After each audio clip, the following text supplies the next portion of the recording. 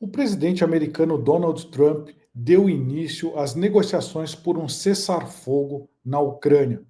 Isso cerca de 3 anos depois da invasão de larga escala da Rússia contra território ucraniano. Eu sou o jornalista Luiz Kawaguchi e esse aqui é o Boletim da Ucrânia, a visão de um repórter que cobriu o início dessa guerra em 2022 para TVs como a Jovem Pan News, a Rede TV e o jornal Gazeta do Povo. Eu preparei aqui para vocês um resumo do que foi falado pelo presidente Donald Trump na quarta-feira, dia 12 de fevereiro, no início dessas negociações por um cessar-fogo. Eu elenquei aqui os pontos negativos e os pontos positivos dessa conversa. Infelizmente, me parece que essa negociação não começou muito bem, começou com mais pontos negativos do que positivos. Você vai encontrar aqui nesse boletim a explicação desses pontos, por que essas negociações começaram agora, e eu vou mostrar com mapas como que está a situação no campo de batalha na Ucrânia. Obrigado pela audiência e vamos lá, vamos começar. Pessoal, principal ponto negativo. Aliás, vamos falar primeiro aqui como que começaram essas negociações de cessar-fogo. Hoje houve uma troca de prisioneiros, um prisioneiro americano por um prisioneiro russo. O prisioneiro americano era um professor que se chamava Mark Fogel.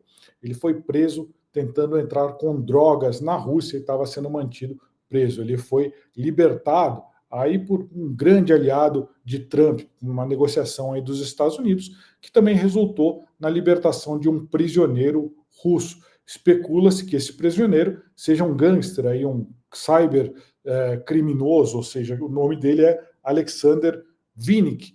Ele é conhecido por executar crimes aí de internet, estava preso respondendo lá nos Estados Unidos.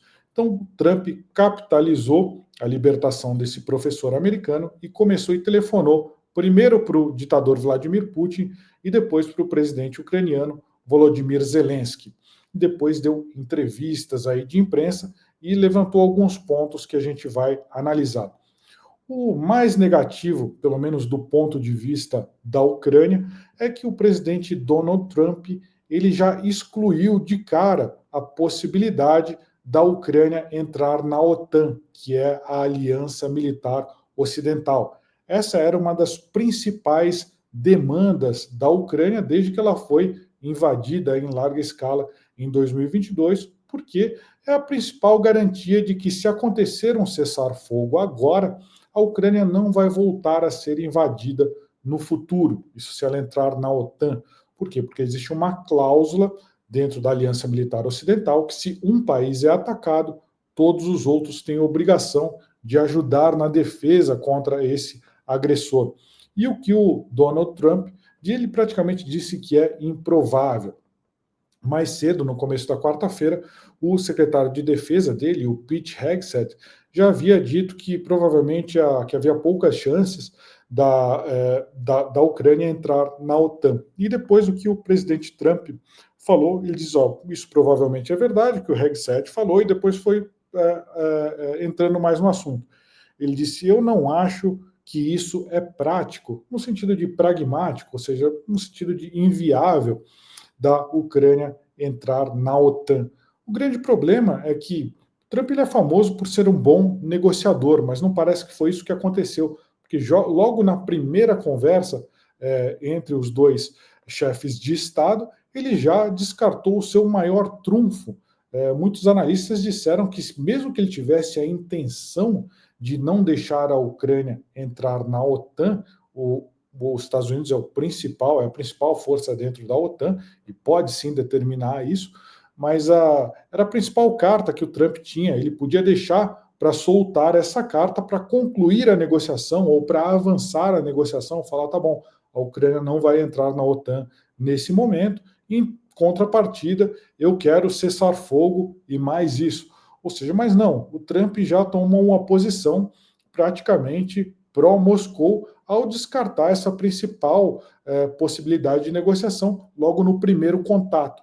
Então isso me admira, tem o Trump como um negociador habilidoso, não faz muito sentido isso que ele fez de reconhecer inicialmente aí já uma demanda velha da Rússia, que é da Ucrânia nunca entrar na OTAN. Talvez ele tenha feito isso para fazer os russos, para atrair os russos para a mesa de negociação, mas não me parece aí uma estratégia muito inteligente, pelo menos não no início da negociação.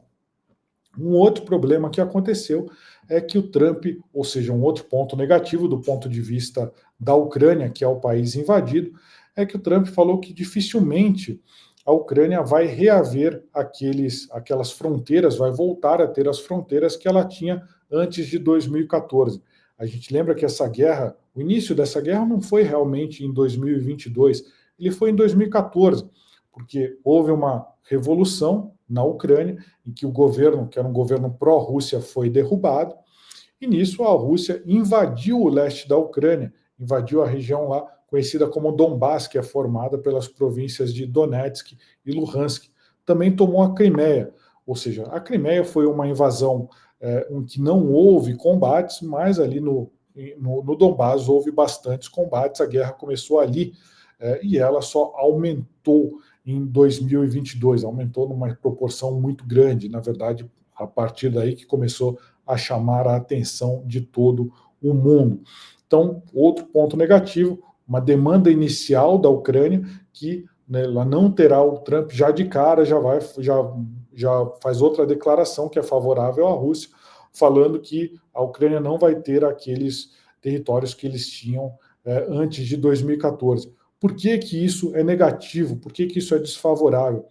Toda ordem mundial, todos os tratados, até a própria criação da ONU, foi para evitar uma terceira guerra mundial. Ou seja, e o que todas as normas internacionais dizem que você não pode invadir um país vizinho ou outro país para anexar o seu território, ou seja, você não pode pegar território à força de outro país. Foi assim que começou a Segunda Guerra Mundial, foi assim que começou a Primeira, foi assim que começou a Segunda Guerra Mundial.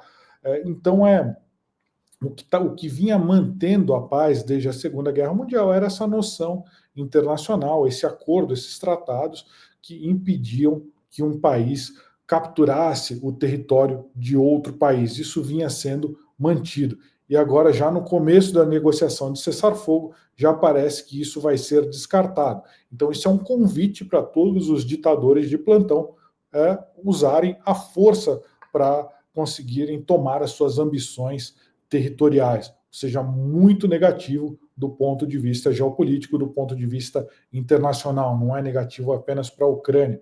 Que mensagem que esses líderes mundiais estão passando? Ou seja, no mínimo, a gente está entrando em uma nova era de instabilidade global, de muito mais conflitos, de muito mais derramamento de sangue, apesar do Trump ser, na prática, um pacifista. Ele diz, ele quer, na prática, acabar com a guerra a qualquer custo. Mas a paz não pode vir a qualquer custo. Tem coisas que, sim, são mais importantes que a paz. E essa é uma delas. Você não pode transformar o mundo numa lei da selva, que cada ditador, que só porque é mais poderoso, ele vai e ataca um país que é menos poderoso e a comunidade internacional não faz nada. Então isso é uma vergonha, isso é um problema, é um ponto muito negativo, que já começou com o pé esquerdo essa negociação. Um outro problema que aconteceu, pelo que o Trump falou, primeiro encontro, ele sugeriu que houvesse encontros entre ele e o ditador Vladimir Putin, tanto na Rússia quanto nos Estados Unidos, mas uma rodada inicial dessas negociações de cessar-fogo, ela aconteceria em um curto prazo na Arábia Saudita e envolveriam apenas o Trump e o Putin. Qual que é o problema? Ou seja, a nação mais fraca ela ser excluída dessa negociação. O que isso significa na prática? Significa a Rússia dizer que, olha, eu voltei a ser uma superpotência, então eu só negocio com outras superpotências, como os Estados Unidos, e você exclui a Ucrânia dessa negociação. Então isso é um risco gigantesco, outro ponto muito negativo que pode permear essas negociações de paz, e era um receio que a Ucrânia tinha há bastante tempo. Então você vai ter a Ucrânia, ou talvez você tenha a Ucrânia excluída dessas negociações, E talvez você tenha até a própria Europa excluída dessas negociações, ou seja, Putin e Trump dividindo o mundo como se fosse ali um tabuleiro de jogo. A gente sabe que toda vez que isso foi feito, nunca acabou bem, acabou em guerras mundiais. Então, outro problema que a gente tem que observar. Um outro ponto bastante negativo, não foi dada nenhuma garantia, ou pelo menos não foi levada a pública nenhuma garantia que vai ser dada de segurança para a Ucrânia, ou seja, se a Ucrânia concordar com cessar-fogo, qual que é a garantia que ela vai ter de não ser invadida novamente? Nada foi falado sobre isso, só foi retirado da mesa a possibilidade da Ucrânia entrar na OTAN. Então, outro ponto aí para a nossa lista de pontos negativos. E eu acho que o resultado disso, pelo menos dessas falas iniciais, é que elas acabam favorecendo, elas acabam dando chance à Rússia de se rearmar para fazer um novo conflito. Ou seja, segundo a gente tem aqui, saíram diversos estudos, inclusive estudos, eu posso citar aqui do governo da Dinamarca, o Instituto Britânico, o Instituto o IISS, que também é um Instituto de Estudos Geoestratégicos, e você tem o Instituto de Estudos da Guerra, que é americano também, todos são ocidentais, mas eles fazem aqui uma lista, de acordo com informações de inteligência, se acontecesse um cessar-fogo neste momento, em 6 meses, a Rússia já está numa economia voltada para o militarismo, ou seja, ela já adaptou toda a sua economia para uma economia de guerra. Então, se fosse assinado o cessar-fogo agora, em 6 meses, a Rússia teria capacidade para invadir uma nação pequena, ou seja, a gente sabe que não é só a Ucrânia que está na mira dos russos, a gente tem a Moldávia, por exemplo, ali a Transnistria, tem diversos outros países vizinhos da Rússia, a Geórgia foi invadida em 2008, então, segundo esses estudos estratégicos, em 6 meses, a Rússia, em teoria, teria capacidade para fazer uma nova invasão. Segundo o governo da Dinamarca, em 2 anos, a Rússia teria capacidade para invadir países ali na sua fronteira, países na região do Mar Báltico, por exemplo. E, principalmente, e o mais complicado de todos, que em 5 anos a Rússia teria capacidades militares, eu diria aí 5 anos ou mais, mas no mínimo 5 anos a Rússia teria capacidade de enfrentar a OTAN como um todo numa guerra convencional. A gente está fazendo todo esse raciocínio partindo do princípio que ninguém vai apertar lá o botão de soltar a bomba nuclear, que todos esses conflitos eles aconteceriam por meio de guerra convencional. Ah, mas por que você está falando isso? A Rússia tem bomba nuclear. Porque tem 3 anos de guerra, a Rússia já ameaçou, nunca usou bomba nuclear, foi derrotada no caso a União Soviética, tinha bomba nuclear, foi derrotada no Afeganistão, nunca usou a bomba nuclear. Então, essa análise pressupõe que as ameaças nucleares são apenas isso, ameaças. Então, qual que é a conclusão disso? Em 5 anos, o governo Putin, se ele achar, ou até não só o governo Putin, mas se o Putin morresse, alguém sucedesse ele, o establishment russo, ele teria capacidade para enfrentar a OTAN em 5 anos se ele continuar no mesmo ritmo de armamento que tem agora. Ah, mas qual que é a possibilidade real disso acontecer na política? É grande, pessoal, é bem grande, porque se os Estados Unidos realmente cumprirem o que o Trump vem falando, não só o Trump, mas diversos analistas, inclusive diversos membros do governo, e até do governo anterior, que a principal preocupação seria combater a rivalidade com a China, se os Estados Unidos se voltarem principalmente para a China e a Rússia ficar com a sensação de que os Estados Unidos não vão socorrer a Europa numa eventual guerra entre Rússia e os países da União Europeia, sim, ele poderia fazer esse ataque, porque a Rússia tem um plano expansionista, o Putin e todo o seu entourage, lá, todo o establishment, eles querem retomar aquela Rússia da época imperial, da época do czarismo, que você tinha muitos, que acabou sendo esfacelada após a queda da União Soviética. Então, o que acontece? Existe uma possibilidade muito grande dessa guerra ser deflagrada, não só contra a Ucrânia, mas contra outros países. Pô, mas o Trump não está prestando atenção nisso? Infelizmente, eu acho que isso está fora aí do período de mandato dele. Eu acho que ele não está ligando muito para isso. Eu acho que o cálculo dele é anterior. Ele pensa, a probabilidade disso acontecer é pequena, vamos nos preocupar com o que está acontecendo agora. Uma das grandes... falou-se muito que o Trump não ia deixar esse cessar-fogo acontecer de uma forma muito favorável à Rússia, porque ele poderia ser aí taxado de ser um novo Chamberlain. Quem que foi o Chamberlain? Foi aquele primeiro-ministro britânico que, antes da Segunda Guerra Mundial, ele resolveu dar para a Alemanha do Hitler uma concessão, ou seja, ele resolveu dar a Tchecoslováquia, ele resolveu dar um pedaço lá da Tchecoslováquia para o Hitler, porque falou, não, vamos apaziguar, não queremos guerra, a paz é mais importante que tudo, então vamos lá, vamos deixar ele invadir ali a Tchecoslováquia, que ele vai ficar tranquilo e não vai mais ameaçar a gente. Foi isso que o Chamberlain fez. Um ano depois, começou a Segunda Guerra Mundial com a invasão da Polônia.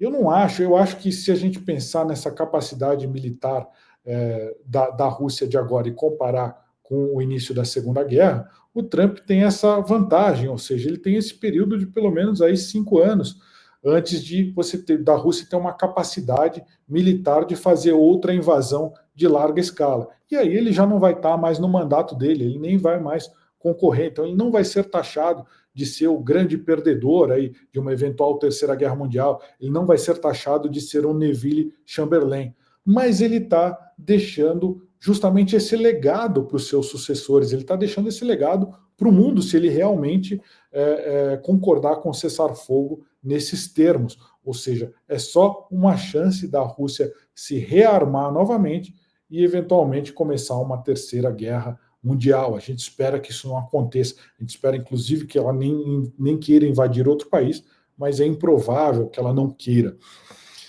Os pontos positivos, pessoal, vamos falar se é que tem pontos menos negativos, né? Vamos lá, separei alguns aqui para vocês. Primeiro, uma coisa que não é tão ruim assim, o presidente Trump, ele disse que o Zelensky ele não seria excluído, o Zelensky é o presidente ucraniano, ele não seria excluído de outras rodadas de negociação. Então, o que ele quiser? A primeira rodada vai ser na Arábia Saudita, em curto prazo, ou em curto ou médio prazo, e participariam apenas o Trump e o Putin. Mas ele disse que ele espera que, ele diz assim, eu não acho ele não acha que vai excluir o presidente Zelensky das negociações. Essas foram as palavras do Trump quando ele deu uma entrevista para a imprensa na quarta-feira. Então não acha que o presidente Zelensky será excluído das negociações. Isso é um ponto positivo. Porém, peronomútil, né? Porque depois ele completa a frase e diz o seguinte: enquanto ele estiver lá, teremos que ter eleições também. Ou seja, ele está cogitando a possibilidade de o Zelensky não participar das negociações por não ser o presidente mais da Ucrânia, o que é muito negativo e é muito pró-Rússia. Então é positivo peronomútil. Ele fala, vai participar das negociações enquanto ele for presidente. Então é uma sinalização, na verdade, que não é muito positiva, né? A Ucrânia precisa ter eleições, lógico que precisa ter eleições. Mas a Ucrânia ela vive o que a lei marcial, que a gente chama de lei marcial hoje em dia, pela Constituição da Ucrânia. Quando você está em lei marcial, você não precisa realizar eleições. Por que a Ucrânia não quer realizar eleições nesse momento, pessoal? Porque eles acham que a Rússia vai conseguir manipular essas eleições e pode até usar esse período que geralmente é conturbado, é um período mais frágil do país, quando está realizando eleições, para aumentar aí a sua invasão dentro da Ucrânia. Então, por isso não foi realizado até agora, e é perfeitamente constitucional que não tenha sido realizado até agora. Então, preocupante essa outra fala. Um ponto positivo, ou seja, não tão negativo, é que o presidente Trump ele disse que acha que a Ucrânia ela vai conseguir reaver parte dos territórios que ela perdeu lá na invasão de 2022. A gente não sabe exatamente quanto. A gente sabe que a Rússia invadiu cerca de 1/5 do território ucraniano, então o Trump abriu essa possibilidade de que parte desse território seja devolvido para a Ucrânia. Não é o que a Rússia está falando. A Rússia está falando que para ela assinar um cessar-fogo, a Ucrânia vai ter que até dar mais território para a Rússia. Trump falou que não, que é o contrário, que vai ter que devolver uma parte do território. Então, isso realmente seria positivo, mas só positivo se você comparar com o contexto inteiro da negociação, né? Porque, na verdade, não é tão positivo assim pelos motivos que a gente já falou. Então, em linhas gerais, pessoal, você tem, assim, não começou muito bem essa negociação de paz. A gente sabe que o Trump ele costuma fazer, talvez seja uma estratégia de negociação dele para trazer o ditador Putin para a mesa de negociação, e depois ele tem alguma outra estratégia para pelo menos não mostrar fraqueza em relação à Rússia. Eu acho que o grande problema é um problema estrutural dessa história toda. O Trump ele é um isolacionista, ou seja, ele acha que os Estados Unidos não devem participar de outros conflitos internacionais, ele quer encerrar a qualquer custo. Ele é um pacifista, ele acha que a paz ela deve vir a qualquer custo. Mas eu lembro que já muito sangue foi derramado. E como que você vai premiar um país que promoveu uma invasão, que já deixou, se a gente falar só de combatentes, pelo menos aí está se falando em 250 mil combatentes mortos, pelo menos estimativas bastante conservadoras. Como que você premia uma nação que começou essa história toda? Então, bastante negativo. Eu acredito que essa ideia de trazer a paz a qualquer custo, ela já foi feita lá pelo Neville Chamberlain na Segunda Guerra Mundial, e a gente viu a Europa ser invadida. Falar, você está sendo trágico. Talvez não tenha uma Europa invadida, mas você tenha outros países invadidos, e você está recompensando o agressor, o que é moralmente questionável. Então, esses são os pontos das principais negociações aí que foram trazidas a público depois dessas ligações, desses telefonemas que o Putin fez, que o Trump fez para o Putin e para o presidente ucraniano Volodymyr Zelensky.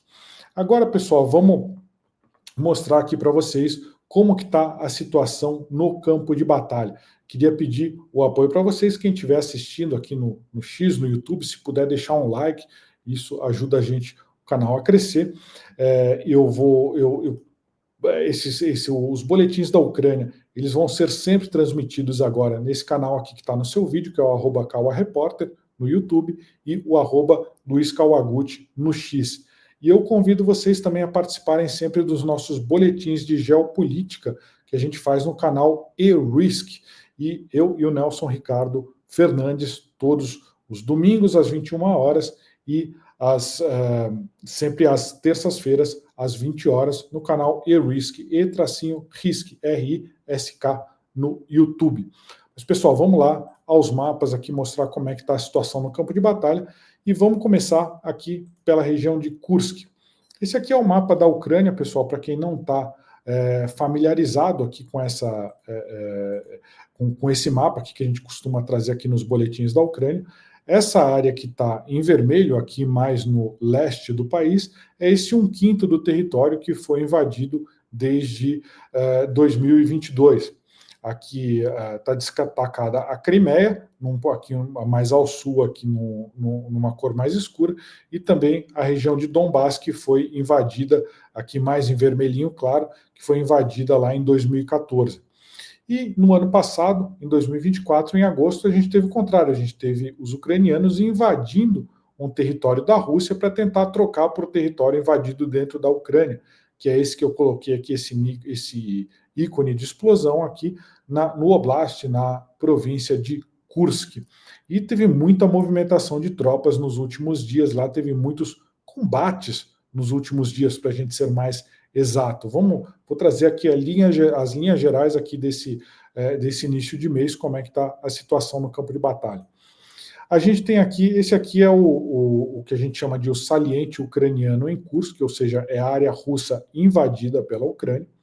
E a gente teve aqui no dia 8, essa aqui esse aqui é um mapa que ele é produzido pelo Deep State, que é uma organização que ela é vinculada aí a organizações ucranianas, mas ela tem um trabalho bastante imparcial de mostrar como que estão as linhas de frente na frente da Ucrânia. Então a gente traz ele sempre aqui para vocês, a gente baseia as nossas explicações nesse mapa. A gente tem aqui a principal força o principal ataque foi feito pelos russos. Na verdade, aqui você tem a 106 Divisão Paraquedista, ou seja, uma divisão de exército de tropas altamente especializadas. Paraquedistas são tropas habilidosas, bastante bem equipadas, que eles atacaram aqui a região noroeste do saliente ucraniano. E eles atacaram principalmente essa região chamada de Sverdkovo. E uma divisão inteira aí que é composta de algumas brigadas, eles entraram em combate contra pelo menos 4 brigadas ucranianas que estão tentando manter esse território aqui, e são algumas das brigadas mais experientes da Ucrânia. Você tem a 47ª Brigada Mecanizada, você tem a 1ª Brigada Mecanizada ucraniana, e você tem mais pelo menos outras 2 brigadas de infantaria. Mas mesmo com todo esse poder de fogo aqui da Ucrânia, eles estão sacrificando outras áreas da frente de batalha para tentar manter esse saliente ucraniano, para tentar manter esse território dentro da Rússia, até para usar, para negociar, para trocar por território que é ucraniano e foi invadido de uma forma totalmente irregular, para dizer o mínimo. Então, essa 106 Divisão Paraquedista, ela conseguiu avançar em cima de Sverdkovo nos últimos dias. Essa aqui é a situação no dia 8. A gente tem aqui os vetores de ataque dos russos. Esse aqui é o mapa do dia 10. E, na verdade, esse daqui é o mapa mais atualizado que a gente tem, de dois dias atrás, do dia 10. Eles conseguiram tomar uma boa parte aqui do território que os ucranianos tinham tomado, ou seja, então eles estão libertando o território, porque esse território já era deles.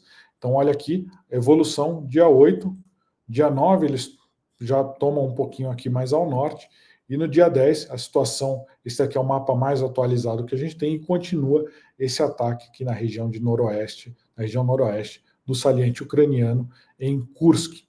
Por outro lado, a gente teve aqui uma reação, um contra-ataque ucraniano nessa direção sudeste aqui, que eu queria mostrar para vocês que está acontecendo. Esse contra-ataque está acontecendo há alguns dias e os ucranianos continuam tentando forçar a passagem aqui em direção à cidade de Ulanok e depois, eventualmente, para a cidade de Bork, que eles já tentaram tomar essa cidade ali em agosto.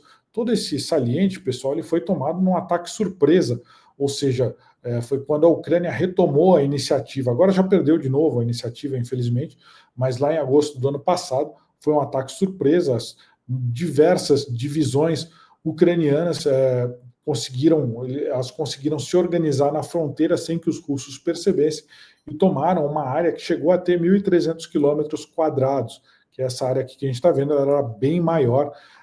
Acredita-se que agora eles têm 60% apenas do que eles tomaram naquela ocasião.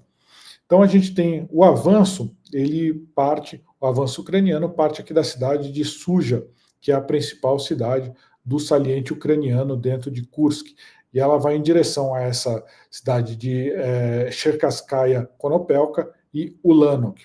Ele aconteceu da seguinte forma: aqui você tem as principais unidades envolvidas, então tem uma quantidade de tropas bastante grande que está lutando nessa frente aqui.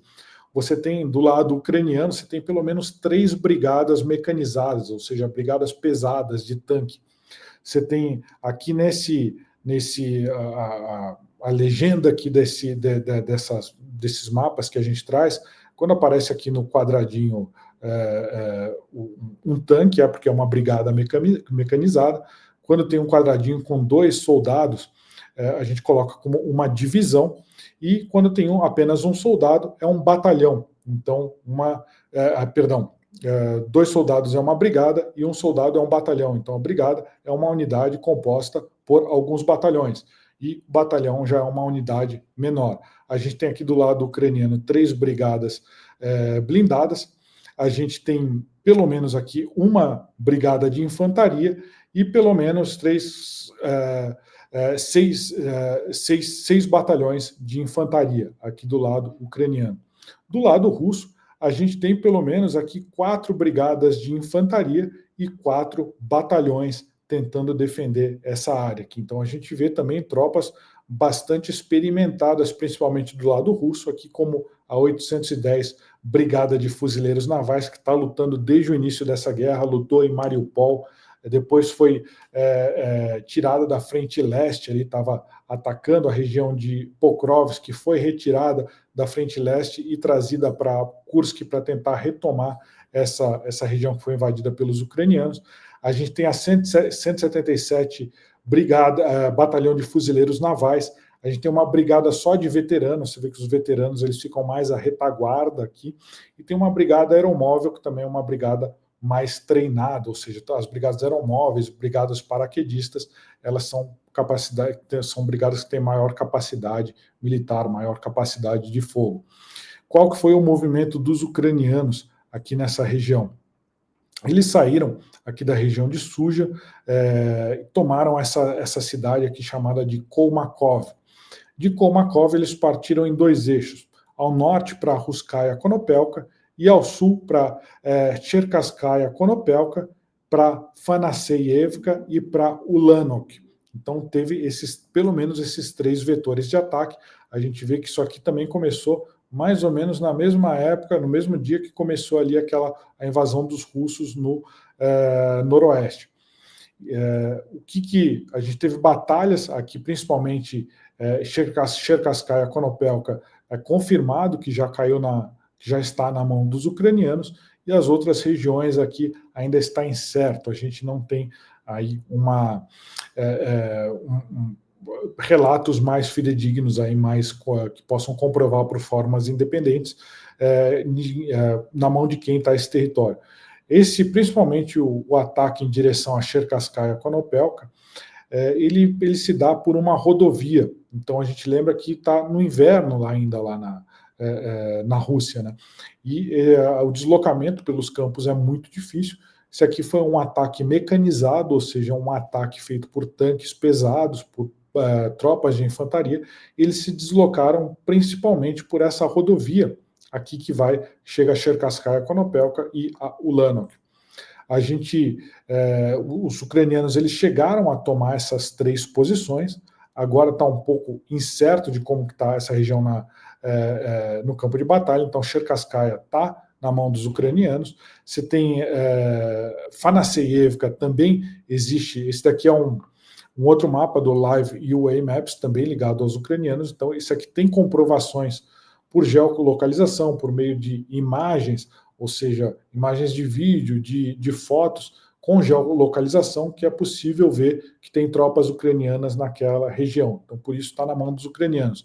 Agora a gente tem esse bosque aqui, essa floresta aqui mais a leste de Fanasseyevka, e a gente tem a própria cidade de Ulanok, depois desse bosque aqui, que a situação está incerta. Esse aqui é um mapa de relevo da região.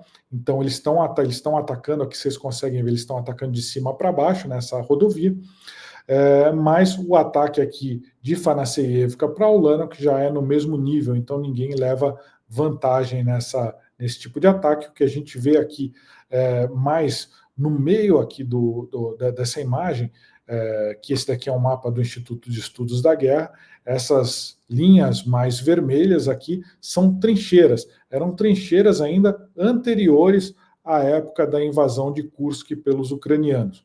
Então a gente tem tropas aqui, a gente tem batalhões e brigadas aqui abaixo dessas trincheiras, que dificilmente elas vão conseguir avançar cruzando essas trincheiras. O ataque russo, ou o contra-ataque russo, ele só pode vir pelas tropas que estão ao norte dessas trincheiras. A linha tracejada é a provável linha de ataque dos ucranianos.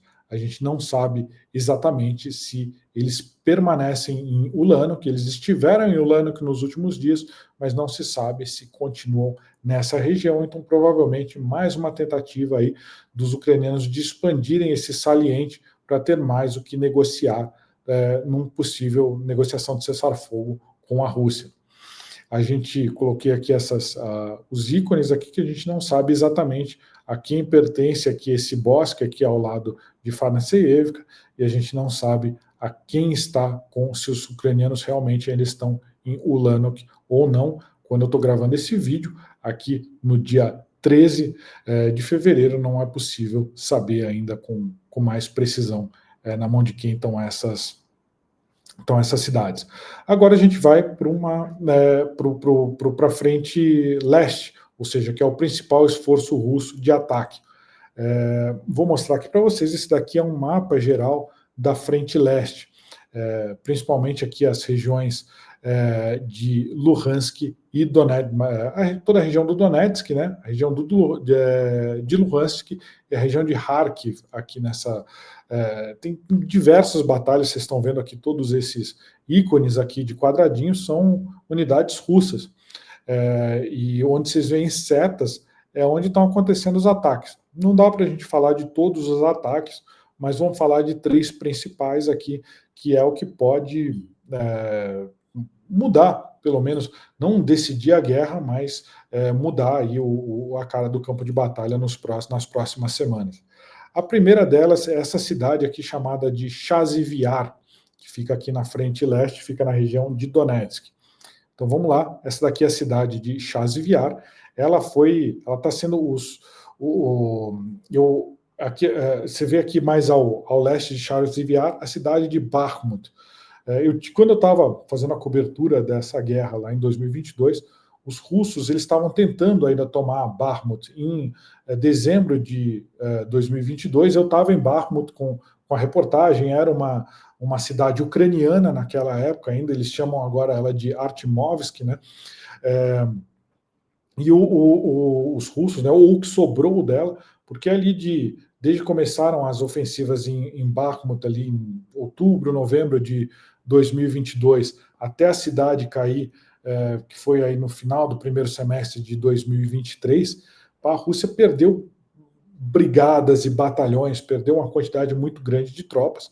É a guerra de atrito que a gente costuma falar, né? Ou seja, não é uma guerra de movimento, você tem ondas e ondas de combatentes e trocas de tiro de artilharia, que a Rússia acaba tomando essas cidades pela quantidade de combatentes, ou seja, tem mais combatentes russos, tem mais peças de artilharia russas, e eles vão, o que a gente chama de ataques de moedor de carne, ou seja, essas ondas de soldados vão indo e sendo consumidas até que elas conseguem, em algum momento, tomar a cidade. Com Bakhmut foi assim, praticamente ela foi tomada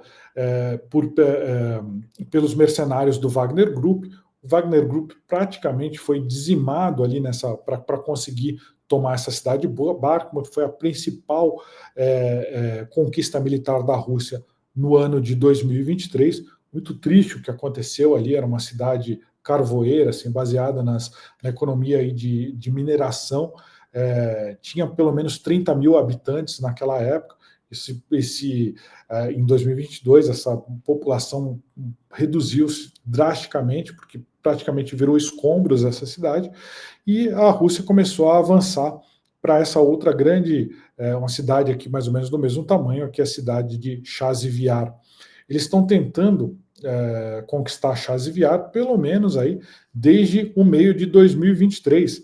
Então está muito complicado para os russos conseguiram tomar pelo menos metade da cidade de Chazivyar nos últimos meses. Aqui a gente está vendo praticamente, a gente viu os russos cruzarem, que tem um rio que separa aqui essa região toda de Chazivyar da região de Bakhmut, e eles conseguiram cruzar esse rio aqui, se eu não me engano, foi em novembro ou dezembro do ano passado, as primeiras tropas, e aí conseguiram tomar uma boa parte da cidade, principalmente aqui em janeiro. Se vocês verem aqui, esse daqui é um mapa mais com um zoom maior, se vocês verem mais aqui à direita do mapa, dá para ver aqui uma área de mata e umas linhas, aqui é mais ou menos nessa região por onde passa, não era um rio, é um canal, né, mais difícil cruzar, fazer transposição de cursos d'água, então os ucranianos estavam conseguindo manter os cursos do lado de fora da cidade, só que eles conseguiram invadir, ali foi novembro, dezembro, eles começaram a invadir e chegaram até a metade da cidade de Bakhmut nesse momento. Na verdade, até a maior parte da cidade praticamente está na mão aqui dos russos. Você tem pelo menos aqui uma brigada e 2 batalhões russos atacando, e uma brigada mecanizada e uma brigada de infantaria ucranianas defendendo essa região aqui. As últimas batalhas, vocês veem que é batalha rua a rua, assim, as últimas provas que a Rússia mostrou do que ela conseguiu invadir foi um estádio, que vocês conseguem ver aqui, e um hospital, que eles são representados aqui por esses ícones de explosão. Então, um combate muito de atrito, combate rua a rua, cada rua é importante, uma noite, a rua anoitece em poder da Ucrânia e amanhece em poder da Rússia, aí dias depois isso troca, então existe um combate aí muito ferrenho, um grande número de baixas aqui nessa região, pelo centro da cidade de Chasiv-Yar. Por que essa cidade é importante para os russos? Vocês veem aqui Chasiv-Yar, eu queria mostrar a cidade de Konstantinivka e a cidade de Toretsk, todas elas estão relacionadas a uma estratégia russa aqui de invasão da região de Donetsk, pessoal. Essa aqui é a cidade de Toretsk, que aparece aqui mais baixo. A cidade de Toretsk ela foi praticamente toda invadida pela Rússia aqui nos últimos 2 meses. Vocês veem aqui no mapa uma área mais vinho, aqui um vermelho mais escuro, era o que a Rússia tinha conquistado em 2014. Essa área mais vermelha foi o que ela conseguiu conquistar aí de 2014 até a invasão de 2022, ou seja, muito pouco. É uma área muito pequena, pensando em 3 anos de guerra. Eles conseguiram avançar, só que essa cidade é uma cidade bastante estratégica, pessoal. Eu vou mostrar por quê e como que isso está inserido na estratégia dos russos. E por que foi tão difícil para os russos conquistarem, porque os ucranianos não querem perder de jeito nenhum essa região pelo seguinte aqui.